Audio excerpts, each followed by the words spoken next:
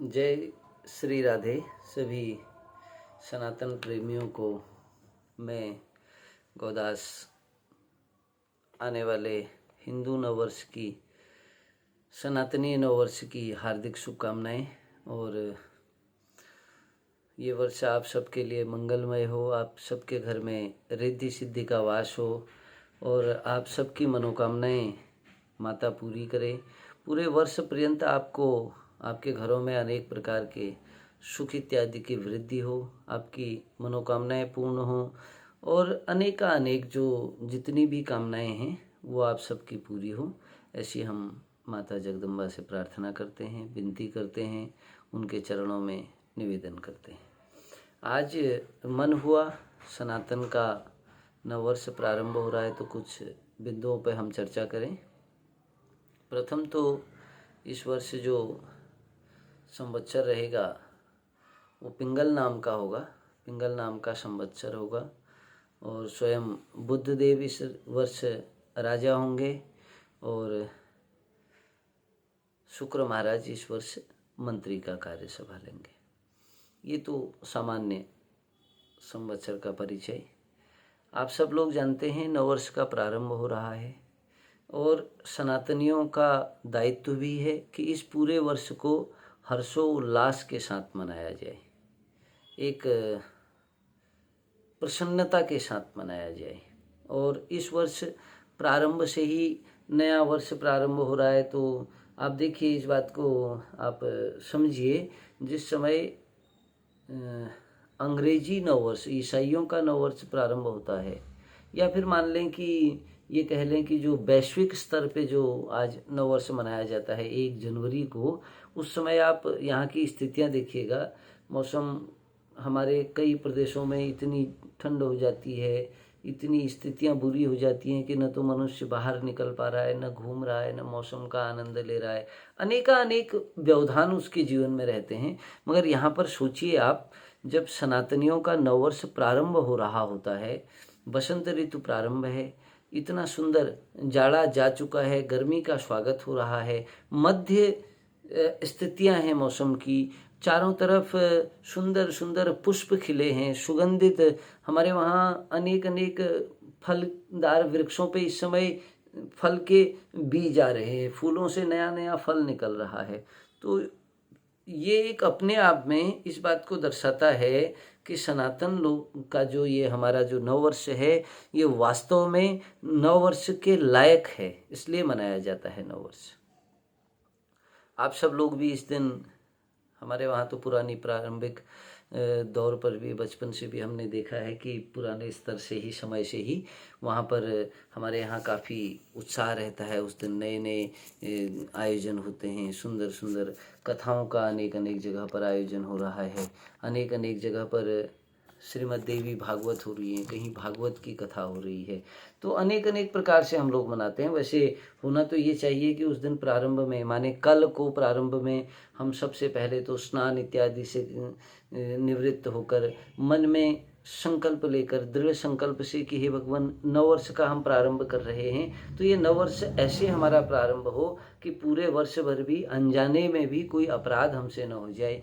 ये सब मन में कामना करके अपने घर के द्वार को सुंदर ढंग से, पहले तो ये कहा गया कि गोबर इत्यादि से, उस गाय के गोबर की बात हो रही है, उससे उसके आंगन को लीपा जाए। चलो आज बहुत स्तर पर अगर गाय का गोबर उपलब्ध नहीं भी हो रहा है तो उसके बाद भी वो उस दिन गौमूत्र का घर में छिड़काव किया जाए, पंचगव्य का उस दिन घर में छिड़काव किया जाए, जिससे कि अगर कोई निगेटिव एनर्जी घर के अंदर है भी तो वो भी समाप्त हो जाएगी। और फिर उसके बाद उत्साहपूर्वक उस दिन माता दुर्गा के मंदिर में जाकर अपने घर के स्थान को सुंदर सजा कर, उसको वहाँ माता रानी का सुंदर श्रृंगार करके षोडशोपचार विधि से उनका पूजन किया जाए। पूरी 9 दिन की के व्रत रखे जाएं, पहले तो अनुष्ठान किया जाए। अगर ये संभव नहीं भी हो रहा है तो कम से कम नवरात्रि में 9 दिनों तक प्रातः और संध्या के समय घर में खूब सुंदर आरतियां हो रही हों, भगवान का, माता रानी का गुणगान हो रहा हो, तो वो फिर नया वर्ष जो होता है प्रारंभ में ही बहुत सुंदर ढंग से व्यतीत होने लगता है। और धीरे धीरे धीरे अगर कोई निगेटिव एनर्जी होती भी है तो वो फिर घर से दूर हो जाती है। ये हम सनातनियों को इस तरह से कार्य करना चाहिए। और आपने देखा होगा कि दुर्गा सप्तशती में जब शुरुआत होती है तो वो शुरुआत होती है प्रथमम शैलपुत्री च। शैलपुत्री माने हिमालय राज की पुत्री जो हैं उनकी प्रथम पूजा हो रही है, प्रथम दिन उनकी पूजा हो रही है, माने जैसे प्रथम दिन प्रकृति को समर्पित हो और माँ के स्वरूप में जैसे प्रकृति की मनुष्य पूजा कर रहा हो, ये भाव लेकर माता का पूजन किया जाए, प्रकृति के का भाव मन में रखकर माता का पूजन किया जाए तो उससे प्रकृति में भी अनेक अनेक प्रकार के शुभ लक्षण दिखने लग जाते हैं और मनुष्य को भी अनेक अनेक कामनाएं मिलती हैं। हम अपने अगले वीडियो में ये बताएंगे कि कैसे पूजन करना है और किस दिन पूजन के लिए क्या विधि हो सकती है, इसमें हम अपने बाद के वीडियो में इस पर चर्चा करेंगे।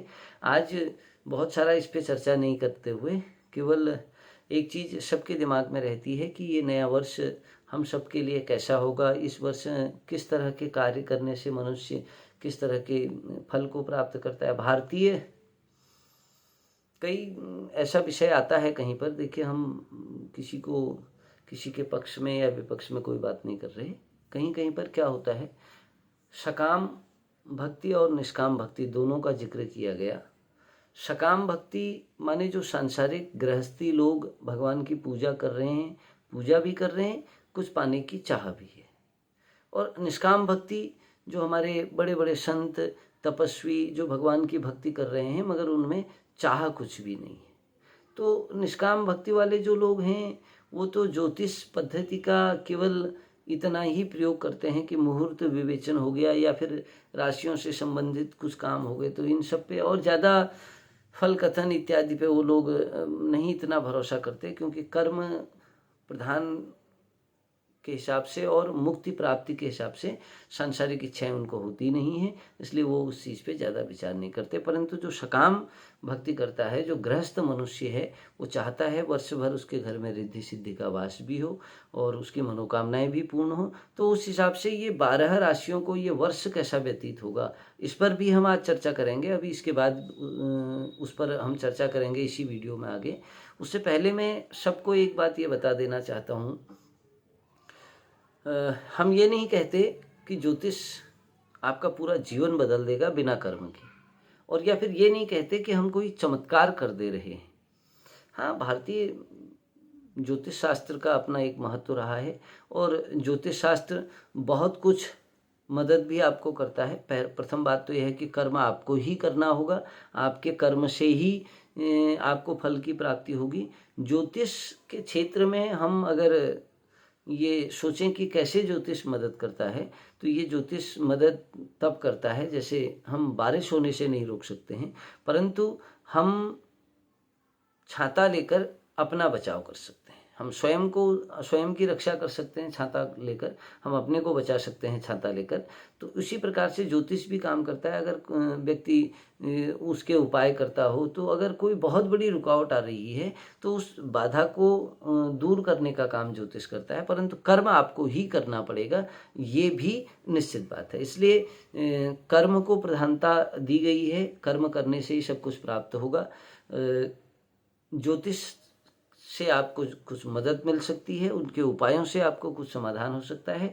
यहाँ पर जो हम चर्चा कर रहे हैं, ये 12 राशियों की जो चर्चा करेंगे, ये एक सामान्य फल कथन होगा।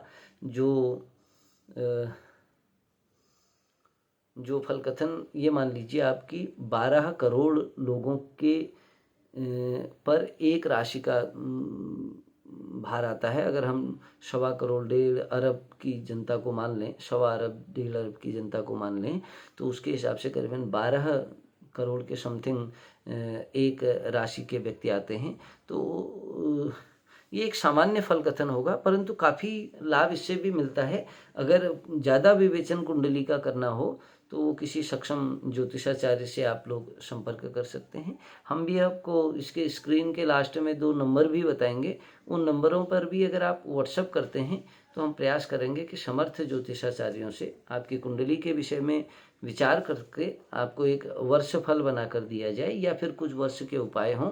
2 प्रश्नों का उस कुंडली में केवल जवाब दिया जाएगा। अगर व्हाट्सएप पे आप लोग कुछ प्रश्न पूछना चाहते हैं तो इसके अंत में जो हम आपको 2 नंबर बताएंगे, उन 2 नंबरों पर आप अपने परिवार के किसी भी व्यक्ति की कुंडली का, हम ये नहीं कह रहे कि फल कथन करके ही आप सब कुछ प्राप्त कर लेंगे, परंतु कुछ छोटी छोटी बाधाओं को ज्योतिष के माध्यम से हम दूर करने का प्रयास कर सकते हैं, वो मदद यहाँ पर हम आपको कर देंगे।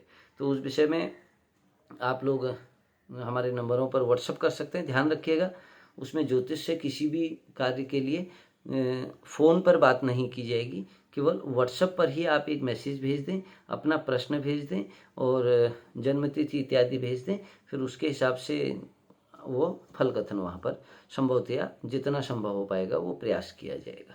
कभी कभी ऐसा हो जाता है कि बहुत सारी व्यस्तता हो जाती है, बहुत शीघ्रता से हम उत्तर नहीं दे पाते, तो इसके लिए आप चिंतित न हों, आपको उसका उत्तर दिया जाएगा और आप उस पर मैसेज कर सकते हैं। 12 राशियों में सर्वप्रथम हम यदि बात करें तो पहली राशि आती है मेष राशि आती है। पहले तो आप इस बात को ऐसे समझने का प्रयास करिएगा, इस वर्ष जो राजा हैं वो हैं बुध और जो मंत्री हैं वो हैं शुक्र। पहले तो इन दोनों के अंडर जो 4 राशियां आती हैं, पहले बुध तो मिथुन राशि के स्वामी भी हैं और कन्या राशि के स्वामी भी हैं, और शुक्र महाराज वृष राशि के भी स्वामी हैं और तुला राशि के भी स्वामी हैं। तो इन 2 राशियों को, तो इन 4 राशियों को अगर इन 4 राशि के लोग केवल इन 2 ग्रहणों का भी समाधान करते रहें, उनको अपने जप पूजन से प्रसन्न करते रहें, तो वर्ष भर में काफ़ी अधिक काम, वैसे ही उनको उन कामों में सफलता की प्राप्ति हो जाएगी। फिर भी हम सामान्य एक चर्चा करते हैं। मेष राशि जो है, इस वर्ष अगर मेष राशि को देखा जाए तो इस वर्ष स्वास्थ्य की दृष्टि से थोड़ा सा कष्टकारक ये वर्ष रह सकता है। स्वास्थ्य में दिक्कतें हो सकती हैं, पेट इत्यादि में थोड़ा सा संभावनाएं रह सकती हैं कि कष्ट हो, कोई रक्त से संबंधित परेशानियां भी हो सकती हैं, परंतु आपका जो मनोबल इस वर्ष रहेगा वो बहुत उच्च का रहेगा और आपके अंदर की जो आत्मशक्ति की हम बात करेंगे या जिसको कॉन्फिडेंस कहते हैं, उसका बहुत अच्छा लेवल आपके उसमें रहेगा और परिवार से भी बहुत अच्छी सहयोग की उम्मीद इस वर्ष की जा सकती है और धार्मिक कार्यों में व्यय और यात्रा अच्छी हो सकती है इस वर्ष। और ये बहुत अच्छी बात भी रहेगी क्योंकि जब कुंडली का प्रभाव कह रहा है कि धार्मिक कार्यों में और आपके धार्मिक कार्यों में और धार्मिक यात्राओं में आपको अगर उससे लाभ मिलना है तो आपका प्रयास होना चाहिए कि आप इस प्रकार के कामों में ज़्यादा से ज़्यादा इस वर्ष भाग लें और ईमानदारी से अगर आप अपने कर्म को संपन्न कर रहे हैं और भगवान के इन पूजनों का मदद भी ले रहे हैं तो ये वर्ष आर्थिक संसाधनों में, कार्य के क्षेत्र में नए नए रास्तों को खोल सकता है, वृद्धि हो सकती है। इस वर्ष राहु का जप और दान करना आपके लिए विशेषकर लाभकारी रहेगा। आप वर्ष भर श्री हनुमते नमः इस मंत्र का अगर आप नित्य प्रति जाप करते हैं तो इससे आपको बहुत सारे लाभ की प्राप्ति होगी। बाकी प्रभु इच्छा है और भगवान सब अच्छा करेगा। दूसरी राशि आती है वृष राशि। वृष राशि वालों को हमने पहले भी बताया कि आपके राशि के जो स्वामी शुक्र महाराज हैं वो इस साल मंत्री भी हैं और अगर शुक्र महाराज की आप पूजा करें तो उससे भी आपको अनेकानेक लाभ मिलेंगे। प्रायः इस वर्ष से देखा जाएगा कि वृष राशि के जो व्यक्ति हैं सामान्यतः उनका स्वास्थ्य ठीक रहेगा। परिवार में वर्ष के पूर्वार्ध में, माने पहले के जो 6 माह रहेंगे वर्ष के, यहाँ से हम अगर सोचेंगे तो सितंबर अक्टूबर तक का जो हमारा समय रहेगा, संभवतः सितंबर या अक्टूबर तक के बीच में परिवार में कुछ ऐसे तनाव से हो सकते हैं और परंतु वो बहुत सारा विषय नहीं होगा। बुद्धि से अगर आप लोग बुद्धि का प्रयोग करेंगे तो उन तनावों से आप निपट सकते हैं। भूमि, वाहन और मकान, इनके क्षेत्र में किया गया अगर आपका कोई निवेश है तो वो निवेश अभी आपको लाभ देने की स्थिति में है, या फिर इस समय इन क्षेत्रों में आप निवेश करते हैं तो वो भी भविष्य में आपको अच्छा एक लाभ दे सकता है। संतान पक्ष के लिए ये अच्छा वर्ष रहेगा। संतान के संबंध से कोई शुभ सुंदर खबर की प्राप्ति आपको हो सकती है और संतान को लाभ उससे प्राप्त हो जाएगा। प्रतिद्वंदियों से थोड़ा सा सावधान रहने की आपको ज़रूरत होगी। विपक्षी इस वर्ष अनेक अनेक षड्यंत्र आपके लिए कर सकते हैं और अनेक अनेक आपकी योजनाओं को रोकने की योजनाएं वो बना सकते हैं, तो उसमें थोड़ा सा सावधानी का विषय आपको रखना होगा। आपके जीवन साथी से आपको इस वर्ष अच्छा सहयोग मिलेगा। धर्म और भक्ति के भाव में आपकी इस वर्ष काफ़ी अच्छी रुचि बढ़ेगी। नौकरी और व्यवसाय के क्षेत्र में इस वर्ष ये उम्मीद की जा सकती है कि आपकी पदोन्नति भी होगी और पदोन्नति होने के साथ साथ आपको उस क्षेत्र में प्रगति भी मिलेगी। कुछ दवाओं पे इस वर्ष आपको धन खर्च करना पड़ सकता है, इसलिए सुंदर होगा कि स्वास्थ्य पर पहले ही ध्यान रख लिया जाए। इस वर्ष यदि आपके द्वारा रुद्राभिषेक, शिवार्चन, शिव भगवान की पूजा की जाती है तो इससे आपको बहुत ज़्यादा लाभ प्राप्त होगा। और आपका जो मंत्र होगा इस वर्ष श्री परमेश्वराय शनैश्वराय नमः, इस मंत्र का आप इस वर्ष अगर जाप करते रहेंगे तो उससे आपको बहुत ज़्यादा सुख की प्राप्ति होगी। तीसरी जो राशि आएगी वो होगी मिथुन राशि। मिथुन राशि के लिए जो वर्ष का प्रारंभ होगा वो थोड़ा कष्टदायक होगा। ज्वर, बुखार और या फिर त्वचा से संबंधित कुछ रोग हो सकते हैं और संतान पक्ष को लेकर भी कुछ चिंताएं आपको हो सकती हैं। प्रतिद्वंदियों का एवं अपने सहयोगियों से सावधान रहने का ये वर्ष होगा। अपने विशेषकर आप सहयोगियों से भी सावधान रहें और या फिर जो आपके विपक्षी हैं उनसे तो सावधान रहने का ये वर्ष होगा ही। जीवन साथी का पूरा सहयोग मिलेगा। शनि की इस वर्ष आपको ढैया भी रहेगी तो थोड़ा सा तनाव भी हो सकता है। कभी कभी ऐसी स्थितियां भी हो सकती हैं बनता हुआ कोई बहुत बड़ा काम आपका यहाँ पर रुक जाए या फिर जितनी उम्मीद लगाई थी उस उम्मीद के अनुरूप यहाँ पर फल की आपको प्राप्ति न हो, मगर फिर भी उसके बाद भी रिजल्ट अगर देखेंगे तो वो कुल मिलाकर नुकसानदायक नहीं रहेगा। प्रगति के द्वार भी वहाँ पर खुलेंगे। नौकरी और व्यवसाय के क्षेत्र में उतार चढ़ाव की स्थितियाँ बनती रहेंगी। मंगल का यदि आप जप करते रहेंगे तो उससे आपको बहुत सारा लाभ मिलेगा। ओम आपको मंत्र जो जपना है वो श्री हंग हनुमते नमः, इस मंत्र का आप निरंतर जाप करते रहें, उससे आपको सुख की प्राप्ति होगी। बाकी भगवान सब अच्छा करेंगे।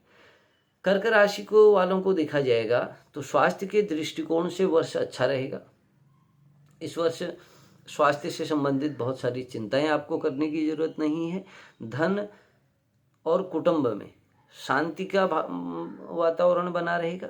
परिवार में भी आपके सुख शांति की प्राप्ति रहेगी।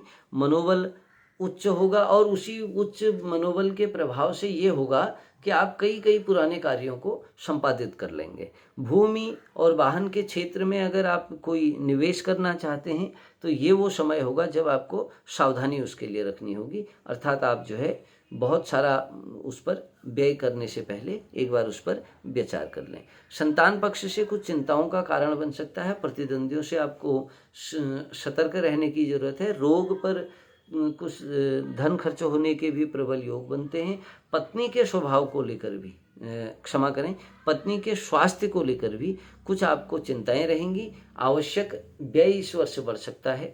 जो सोचा होगा उससे ज़्यादा धन खर्च करने की स्थितियां बन सकती हैं। शनि की ढैया आपके ऊपर होगी तो थोड़ा सा तनाव का कारण बनेगा। शनि का दान करना, शनि का जप करना आपको बहुत सारा लाभ दे जाएगा।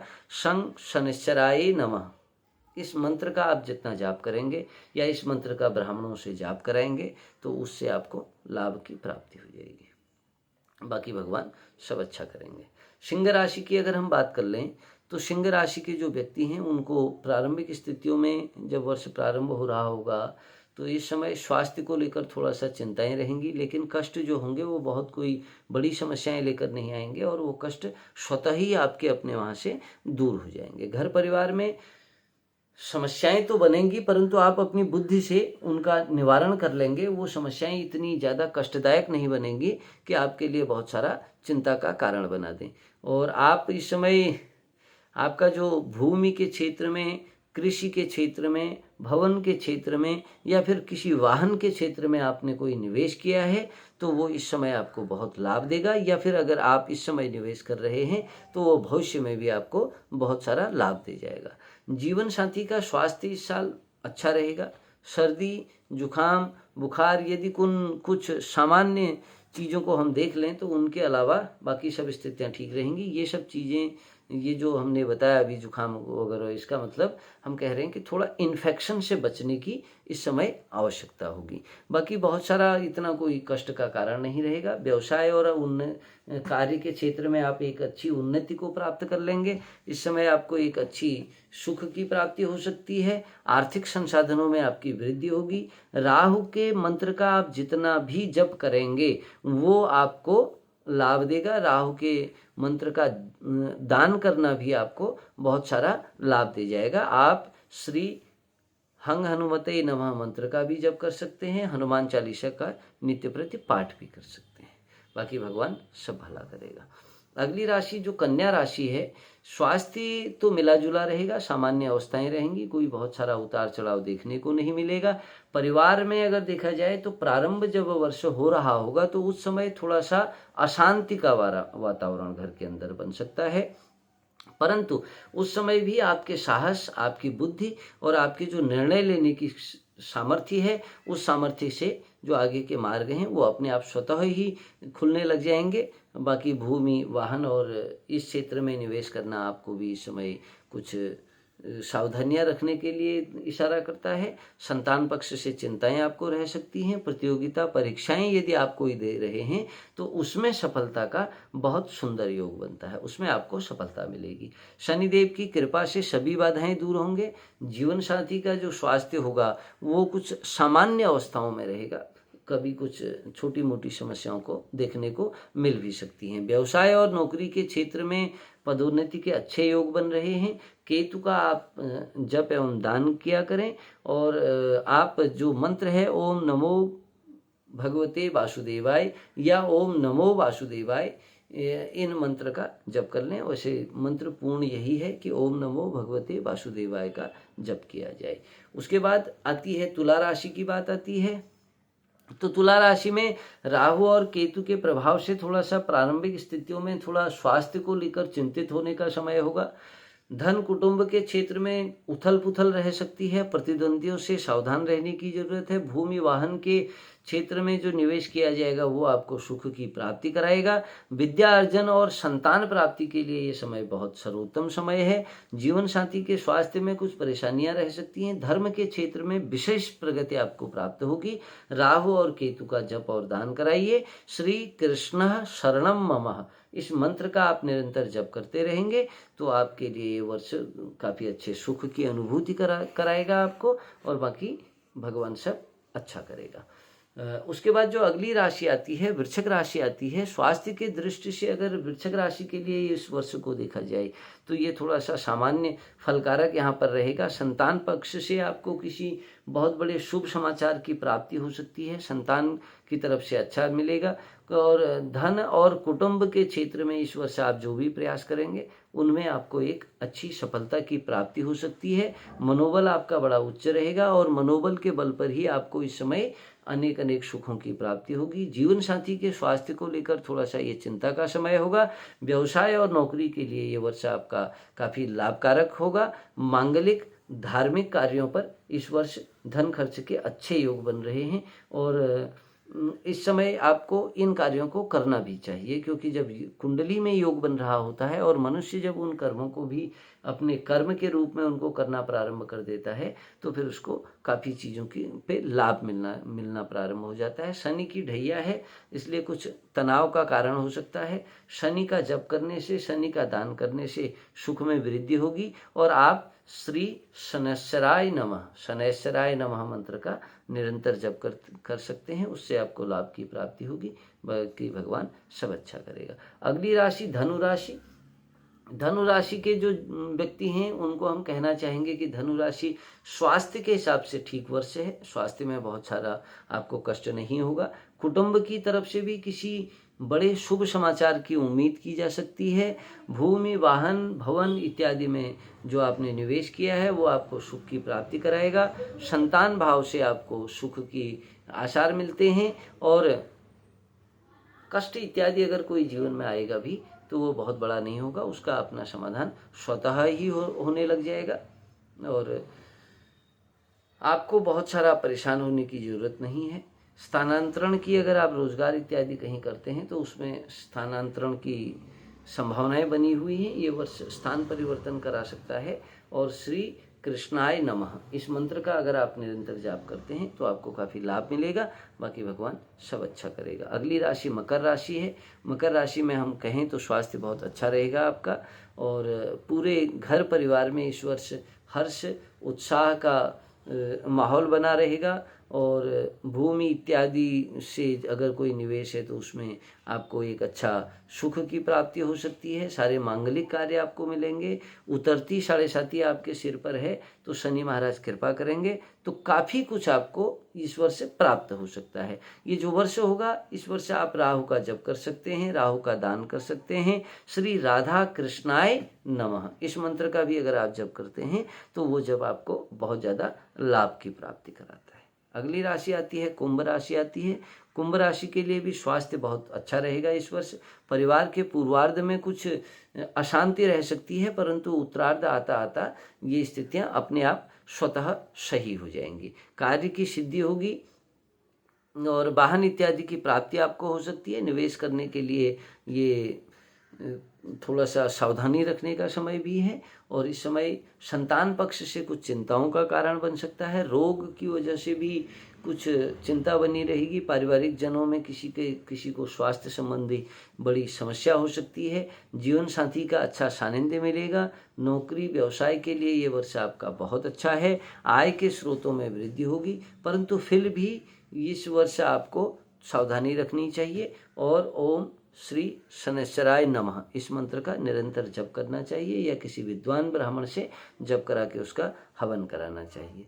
अंत में बात करते हैं मीन राशि की। मीन राशि के लिए स्वास्थ्य की दृष्टिकोण से वर्ष इतना अनुकूल नहीं है। स्वास्थ्य में थोड़ा सा समस्याएं रह सकती हैं। घर कुटुंब के माहौल में पूर्वार्ध जब शुरू हो रहा होगा तो उस समय थोड़ा कष्टकारक माहौल रह सकता है, परंतु उत्तरार्ध आते आते ये सारी स्थितियां अपने आप स्वतः ठीक हो जाएंगी। कहीं पर पूंजी का अगर आप कोई बहुत बड़ा निवेश कर रहे हैं तो वो चीज़ आपके लिए थोड़ा सा ध्यान देने वाली चीज़ होगी।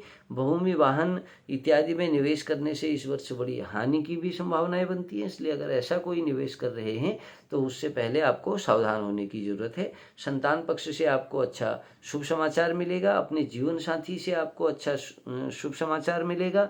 धर्म में आपकी रुचि बढ़ सकती है। व्यवसाय नौकरी के क्षेत्र में उतार चढ़ाव बना रहेगा, परंतु उसी के साथ फिर भी अनेक नए नए रास्ते अवश्य बनेंगे। आय से व्यय अधिक होने के चांस बन रहे हैं, इसलिए जहाँ पर भी आप खर्चा करें उसको कई बार सोच विचार कर खर्च करें। साढ़े साती का प्रथम चरण है तो थोड़ा सा तनावपूर्ण रह सकता है। इस वर्ष आपको शनि महाराज का जप करना चाहिए, शनि महाराज का दान करना चाहिए। और आपके लिए मंत्र रहेगा ओम नमो भगवते वासुदेवाय। इस मंत्र का आप अहर्निश जप करें, इससे आपको काफ़ी लाभ की प्राप्ति होगी। बाकी सामान्यतः ये 12 राशियों का फल है। ये 12 राशियाँ हमने बताया कि एक ही राशि में अनेक व्यक्ति आ जाते हैं, इसलिए फिर भी अगर किसी को अपना विस्तार से इस वर्ष की जानकारी लेना हो तो जो हमारे नंबरों पे हमको व्हाट्सअप कर सकता है। केवल व्हाट्सअप पे ही प्रश्न लिखेंगे और 2 प्रश्नों का उत्तर ही अधिकतम आपको दिया जाएगा, और कुछ समाधान संभवतः हम प्रयास करेंगे कि आपको दे दिया जाए। उसके लिए हम बहुत सारी, आपको ये नहीं कह रहे कि आपको कोई फॉर्मेलिटीज़ पूरी करनी है। केवल आप अपनी कुंडली से संबंधित जानकारी और 2 प्रश्न भेजेंगे। संभवतः ऐसा कई बार हो जाता है कि लोगों ने व्हाट्सएप पे मैसेज भेजा या कॉल करा तो वहाँ से उनको हम बहुत शीघ्र जवाब नहीं दे पाए, क्योंकि व्यस्तता की वजह से कई बार ऐसा हो जाता है। इसलिए आप व्हाट्सएप करें। किसी भी प्रश्न का फ़ोन पर आपको कोई उत्तर नहीं दिया जाएगा, व्हाट्सएप पर ही आप उस पर बात कर लीजिए। और जैसे ही समय निकलेगा तो हमारा प्रयास रहेगा योग्य विद्वानों से उस कुंडली पर चर्चा करके उसका हम समाधान बताएं। पुनः मैं सबको नववर्ष की हार्दिक शुभकामनाएं देते हुए और सबके मंगलमय जीवन की कामना करते हुए अपनी बात को यहाँ पर वाणी को विराम देता हूँ और आप सबसे निवेदन करता हूँ, नया वर्ष है, खूब उल्लास से मनाइए, खूब हर्ष से मनाइए, खूब प्रसन्नता से मनाइए और जितना संभव हो सकता है इस वीडियो को भी लोगों तक पहुँचाइए ताकि लोग अपनी किसी के काम की बातों को वो लोग समझ सकें। इन सब के साथ पुनः आगे कैसे इन 9 दिनों में हमको पूजा करनी है इसके बारे में हम वीडियो लाते रहेंगे। और इन सब के साथ ही अब मैं गौदास अपनी वाणी को विराम देता हूँ। पुनः माता जगदम्बा के चरणों में, भगवान भोलेनाथ के चरणों में, पूज्यपाद गुरुदेव के चरणों में और जगत के अधिष्ठाता नारायण के चरणों में वंदन करते हुए, गौमाता के चरणों में बार बार अभिनंदन करते हुए वाणी को विराम देता हूँ। जय श्री राधे।